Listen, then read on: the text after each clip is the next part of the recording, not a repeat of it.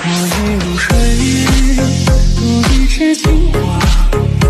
functions of culture. Let's take a brief, very quick look at the slides. What functions are there for culture to play during the process of communication? The functions can be characterized as three types: the social type, psychological type, and communicative type. Take a look at the social functions of culture. The social side of functions of culture help to maintain order, identity, social cohesion. Order here means, in more general term or philosophical, metaphysical terms, order also means structure of organization.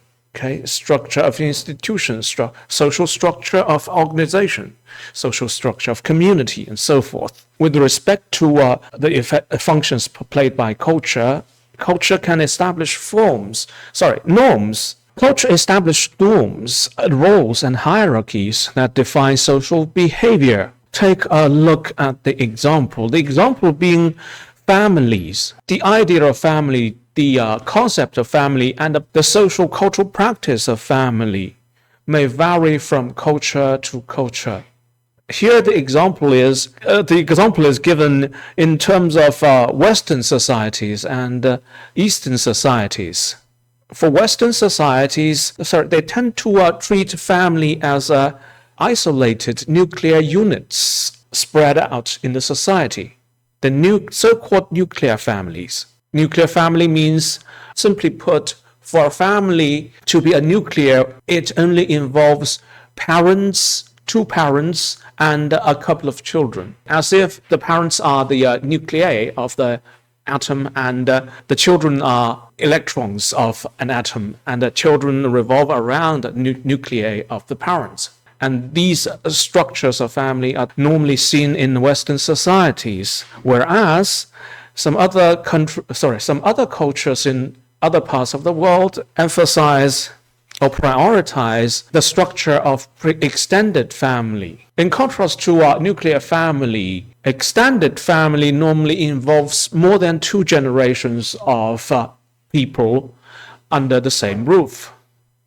Parents, grandparents, grandchildren, even sometimes great-grandparents and great-grandchildren are involved in such closely knit unit of family, which share deeper ties between the family members. Say now, it's hard to tell nowadays due to economic, social, political, cultural advancements. It may not be called advance, but change, definitely transformation, cultural, social transformation, especially since the advent of the recent wave of globalization.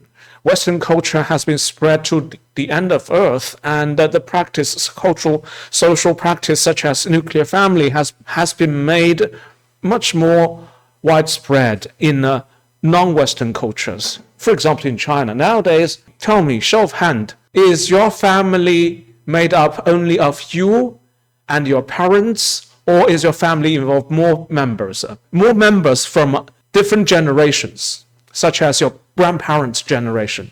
大家举手示意我一下，如果你们是 nuclear family 的话，就你跟你父母两代人组成你们的小家的话，举手示意我。有的对吧？那么你家的话是三世同堂、四世同堂的，举手示意我。还是有的对吧？所以说你看我们这个 Chinese society has become divided in terms of family structure. Our families nowadays are divided into at least two categories or two types. One being the nuclear, the other being the extended. Go on, let's go on, carry on. Another function of culture is that it creates a sense of identity. Culture provides individuals with a shared sense of belonging, the belonging to a social group, a community, whether it's large or small. I cannot say for sure, for example, how many identities can you give yourself? How many nouns can you use to describe yourself as belonging to a social group or community? How many identities do you have? 比方说大家可以想到哪些个单词说描绘一下自己所属的身份，不同的身份。比如说你的身份，我举个例子，你是一个孩子，你是某个特定的成年人的后代，可以吗？你是一个 you are a son or you are a daughter, or you are a parent. 当然了，你没有英年早婚的，对吧？但是不排除有英年早婚，10几岁就有孩子的，完全有可能的，是吧 ？It's possible, but not necessarily it's among you. You are not a parent yet. 比方说还有什么 ？In this classroom, what are you? What identity do you have in this classroom? You are a student, sure, and you are a classmate. You are someone's friend. You have a friend in this room, another identity. How many identities do you have by now? I've covered 4, right? Children, son, daughter, parent, father, mother, classmate, student, a friend, and when you enter another social sphere, when you get out of this classroom and get out of this university, on the street, in front of a bus station, you may have assumed another variety of identities. One homework for today.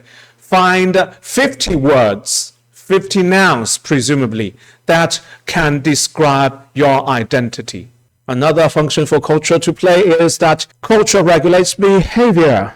Culture dictates what is acceptable or unacceptable in a society. Social behavior is defined a lot of time by culture. For example, in Japan, bowing is a sign of respect, whereas in Western culture, firm handshake serves a similar function. What is the sign of respect in Chinese culture? 这个中国文化，什么是表示尊重的这个行为？对他人表示尊重，我们会怎么样？ What do we do when we show our respect to others in Chinese culture? We say nice things about them in their face. We flatter them. 我们这个中国文化的话，对于这个吹捧拍马屁那是博大精深的，对吧？彩虹屁可以吹的简直是天花乱坠，对吧？从正面说的话，我们说会恭维人。As a Chinese, we are good at flattering other people.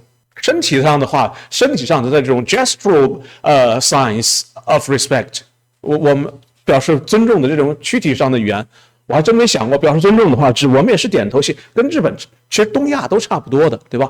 这个叫屈身哈腰，表示崇敬。Next function, culture also facilitates social integration and stability. Culture helps you unify diverse groups by creating common values and practices.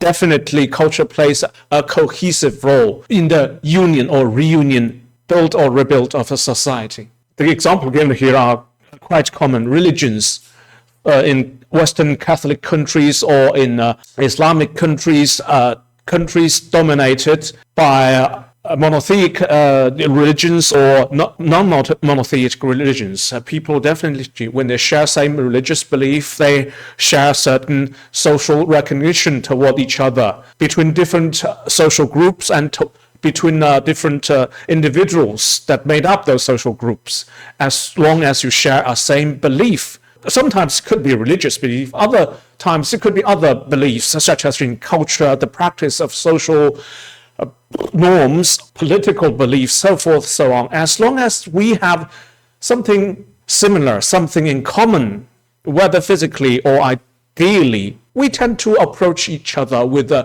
goodwill, with good intention. And of course, the other examples are national holidays and other traditions